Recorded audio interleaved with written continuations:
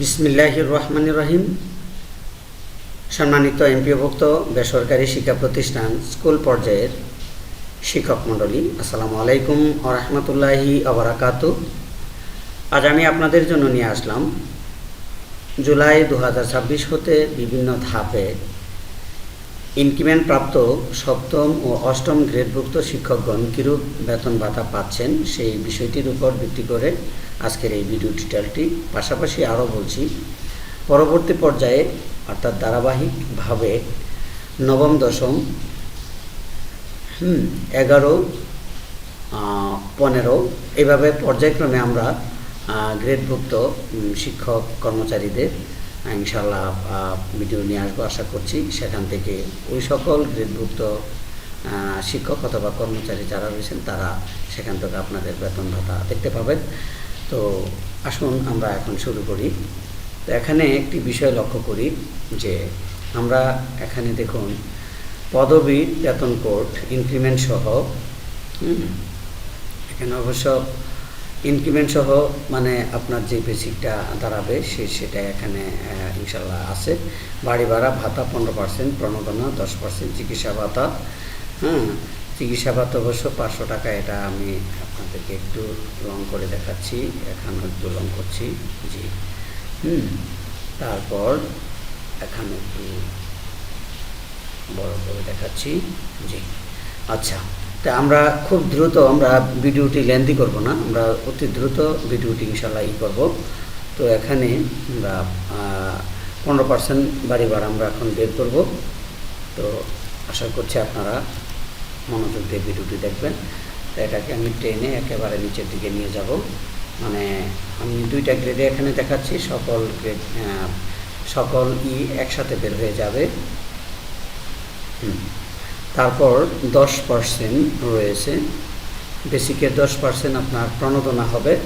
তো প্রণোদনা বেসিকের 10% হলে আমি এখান থেকে 10% লিখতেছি।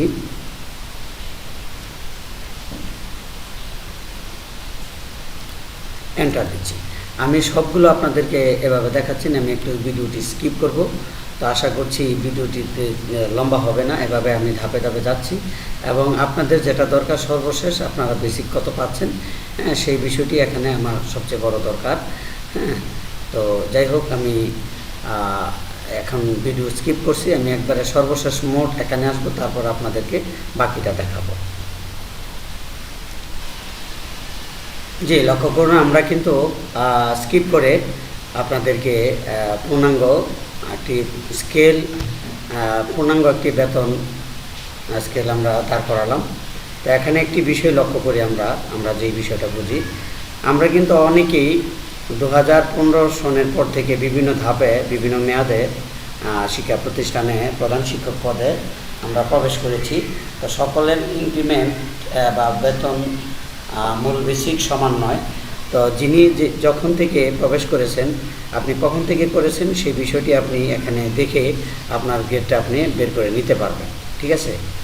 আপনি যদি 3টা ইনক্রিমেন্ট পেয়ে থাকেন তাহলে এটা তো বাদ, 1, 2, 3 এখানে চিন্তা করতে হবে। যদি 5টা পেয়ে থাকেন তাহলে এটা চিন্তা করতে হবে, এর এগেনস্টে কত বেতন সেটা আপনি দেখে এখান থেকে নির্ণয় করতে পারবেন। তো আমরা একটা বিষয় লক্ষ্য করি যে আমাদের বেসিক, প্রথম বেসিক যেটা, সেটার অনুকূলে আছে 33,850 টাকা এবং যদি আমরা এটা দেখি তাহলে 41,049 টাকা। যদি আমরা লাস্ট দিয়ে দেখি তাহলে 52,296 টাকা। তো এই হচ্ছে আমার সপ্তম গ্রেডের বিষয়টা। আমি আরেকটা বিষয় যদি এখানে করে দেখাই,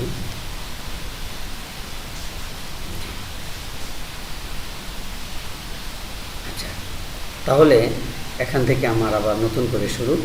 তো 23,000 টাকাতে বর্তমানে যারা শুরু করছেন তাদের বেসিকটা হবে 26,950 টাকা। আবার যদি 27,970 টাকা কারো ইনক্রিমেন্ট বা মূল বেসিক হয়ে থাকে তাহলে তিনি সর্বসা করলে সব যোগ করে তিনি পাবেন 32,666 টাকা। আবার কেউ যদি 32,390 টাকা বর্তমান বেসিক হয়ে থাকে অর্থাৎ 2026 সন থেকে জুলাই, তিনি পাবেন 37,749 টাকা। আর যদি কারো সর্বশেষ 35,720 টাকা বেসিক হয়ে থাকে তাহলে তিনি পাবেন 41,578 টাকা। তো এই ছিল আজকের গুরুত্বপূর্ণ এবং সর্বশেষ ভিডিওটি। তো আশা করছি ভিডিওটি আপনাদের অনেক হেল্পফুল হয়েছে এবং ভালো লেগেছে। তো এ জাতীয় ভিডিও পেতে অবশ্যই এই চ্যানেলটির পাশেই থাকবেন এবং চ্যানেলটি সাবস্ক্রাইব করে রাখবেন। তো আজকের মতো ভিডিওটি এখানে রাখছি। আল্লাহ হাফেজ।